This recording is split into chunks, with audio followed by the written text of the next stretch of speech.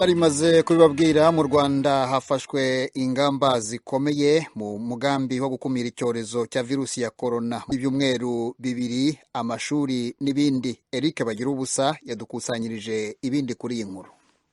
Nyagasani tugutuye isi yacu yugarijwe n'icyorezo cya coronavirus muri iyi minsi, cyane cyane aho kimaze kwambura ubuzima ngo bakire mu bwami bwawe.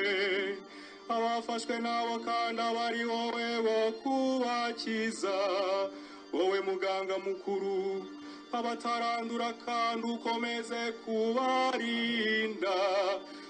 Hari mu gitambo cya misa cyatambutse kuri televiziyo y'igihugu nyuma y'ingamba zikarishye leta y'u Rwanda yafashe mu rwego rwo gukumira ikwirakwizwa rya virusi ya corona.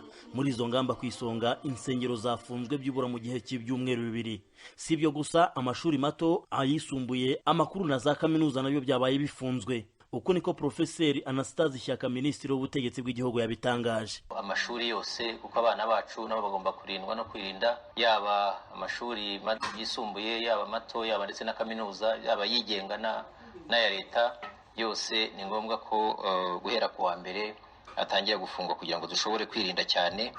Ikindi nanone ni uko aho bishoboka abakozi bashobora no gukorera iwabo kugira ngo nanone twirinde. Muri iki gitambo cyatambutse kuri televiziyo y'igihugu, ubusanzwe korali y'abakirisitu yaririmbagamo abatari munsi y'10, yagaragayemo abantu 5. Umuhango wo kwifurizanya amahoro ku basengera mu idini gatolika, aho buri wese yasuhuzaga umuri iruhande, ubu ni ukubigumana mu mitima. Musenyeri Antoine Kambanda wa Arikidiyosezi ya Kigali yasabye abakirisitu kujya basengera mu ngo zabo muri ibi bihe bitoroshye. Kandi muri ibi bihe tudashobora guhura mu kiliziya nk'uko bisanzwe, bibe umwanya wo kurushaho gusenga mu ngo zacu, mu ngo mukuru w'umuryango agatera amasengesho, bakazirikana n'akanya ko gusenga ndetse no kurushaho tubikuye ku mutima, kandi isengesho rirusheho gushinga imizi mu ngo zacu, mu miryango yacu, kugira ngo Nyagasani adukize n'iki cyorezo turimo. Nyagasani Yezu nabane na amwe. Gare ya Nyabugogo ntabwo twayikoresheje, twahisemo ko abanyeshuri tubakira bonyine, twanze ko bavanga n'abaturage benshi, urujya n'uruza hari abantu benshi, na organisation yari kugorana.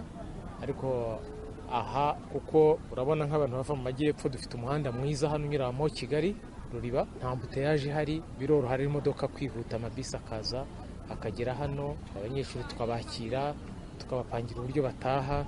Niyo mpamvu Nyabugogo twayirekeye abagenzi basanzwe nabo baragenda, ariko priorite twayihaye abana bato kugira ngo batahe bagire iwabo amahoro. Ubwo ni Bwana Tony Kuramba ushinzwe imirimo yo gutwara ibintu n'abantu mu kigo cy'igihugu ngenzuramikorere RURA. Twari tumusanze kuri stade Nyamirambo, aho barimo bakura abanyeshuri mu bigo babageza i Kigali bakongera kubageza iyo bataha. Aho kuri stade nyine, kubera urujya n'uruza rw'abantu, ababyeyi bamwe bari babuze abana babo. Nibadufashe bongere basubiramo amatangazo kugira ngo tubone abana, kuko hari abana twabuze. Kandi nk'ubu nkanjye narinje gutanga itangazo, ndi nyirasenge w'umwana. Umwana siko ari bubasange Rwamagana kandi barimutse. Narinje rero ngo bamfashe bampuze n'umwana iwabo batuyobore uko bari bumugezi wabo. None barisomye rimwe ntibongeye ntibasubiyemo, ubwo sinzi rero. Amatangazo nayo yatangwaga umunota ku wundi. Abanyeshuri bajyaga Muhanga, Buringa, Ngororero bari he?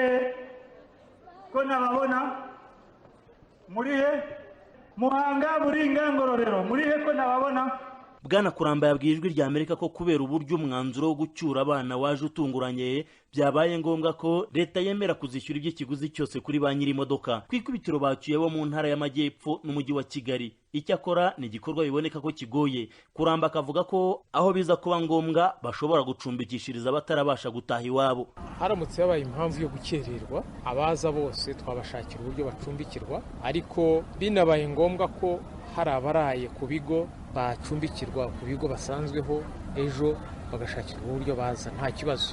Ariko ndibwira ko umunsi urajya kurangira tubagabanije rwose. Buri munyeshuri mbere yo kwinjira mu modoka yabanzaga gukaraba ibiganza. Akiyigeramo yahitaga ahabwa urupapuro akandikaho imyirondoro ye. Uyu mushoferi aradusobanurira impamvu yabyo. Uru rupapuro rero urabona ko hariho amazina y'umunyeshuri, hagakurikiraho amazina y'umubyeyi, hano hagakurikiraho inomero za telefoni z'umubyeyi. Hashobora kuvuka ikibazo ukabuza abana wari utwaye n'ababyeyi babo na nomero zabo. utafite ukapfa gutwara gutya bagize ikibazo ntiwamenya abo watwaye, ntiwamenya aho bashakira, nabo ntiwamenya aho babashakira. Twabujijwe kugira undi muntu utari umunyeshuri ujya mu modoka. Ubwo byari byifashe bityo ingamba zakajijwe hirya no hino, hamwe na hamwe mu tubariho ingwatira zacaga ibintu ubona ari ubuzima busanzwe.